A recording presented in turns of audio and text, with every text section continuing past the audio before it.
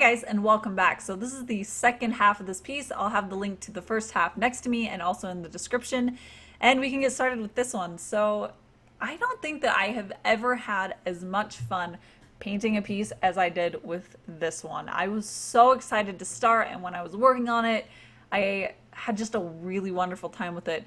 And it was really helpful that I had this really great reference to work from for the colors. And they were just really gorgeous colors, ones that I absolutely fell in love with, but they're not ones that I don't know if I would have really ever come up with them out of just thinking about colors. And that's why it's so helpful to actually look at reference, not just for the object that you're drawing, but I've found that when I've looked up reference for color palettes, it's really inspired me to think of new ways to combine colors and new colors that I never really thought about how much I love them. But yeah, so working on coloring this piece with this really amazing reference next to me was really helpful. It's just when I went into it, I felt really energized and excited, and I knew I loved the colors right away. So it was a really exciting process to paint this one. So I knew that I wanted the colors to really reinforce a very fluid creature. So I wanted her to look absolutely complete and seamless rather than looking like half of a beautiful woman stuck on a tail. I really wanted it to look like one creature that could exist and could be real. So when I was doing the colors, I wanted her tail to blend in with her torso color rather than being a hard line between the two. So, like most of you know, I love my layers when I'm doing colors because I like to be able to go in and change them quickly. So I divide things as much as I can to make it easy for that.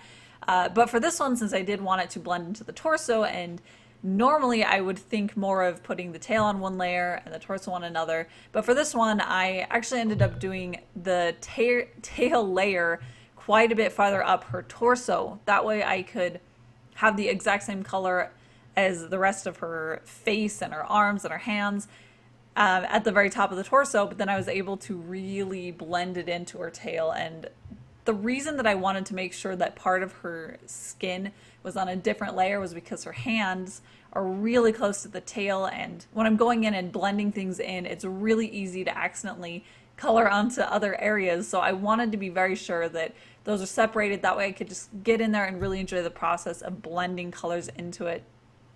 And that is also something that I really wanted to focus on for this piece, because a lot of my work, I've noticed that I tend to look very linearly at the colors. I'll put one flat color for the entire shape. So I'll put one green color for the whole shirt. And it's kind of boring that way. I mean, in real life, color is very fluid. Color will bounce off of other objects. Light will influence the colors. So there's just a lot that I could play with it. I could add different gradations, different hints of color, and I think that it just makes it a lot livelier and a lot more interesting to paint for me. So I'm trying to do that more, and I think that this piece was something that I really focused on that. I wanted to really add a lot of color variations within her that was blended together. And I really actually don't like the way it looks when I blend in shadows. I don't like it at all. I like having basically cell shaded shadows, so really sharp and hard lines. But having this more blended in color way of painting the color, I think really helps give it a little bit more of a painterly look, and it makes it a lot more interesting for me to be able to color it. So yeah, I think it was pretty successful as far as what I've been trying to do lately with how I'm treating the colors and the local color of the objects that I'm painting.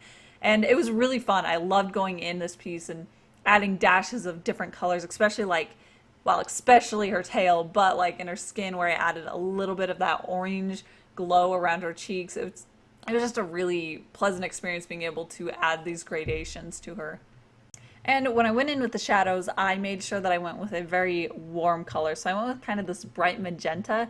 And the reason I went with that is because the light would be very cool toned. It's coming through the ocean, and the ocean is this very cyan color.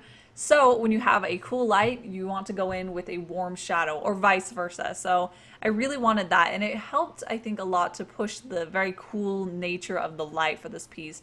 And I also have been noticing a lot lately that I tend to overcomplicate the shadow shapes that I'm painting. Specifically, an example in this one is her chest and her torso.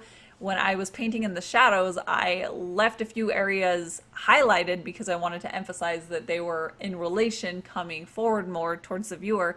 But when I really looked at it and realized it would all be in shadow, the way that the light is coming from above and she's arcing her back. It would all be in shadow. So once I knocked it all back, it looked way more pleasing because it makes a lot more sense when that whole area is in shadow. So basically, I just need to focus more on simplifying the shadow shapes and really thinking, how would light be cast on that object? And yeah, I think it'll really help. Every time that I've found a way that I can simplify the shadows like that, it's always helped the piece read a lot better. But that is it for this piece.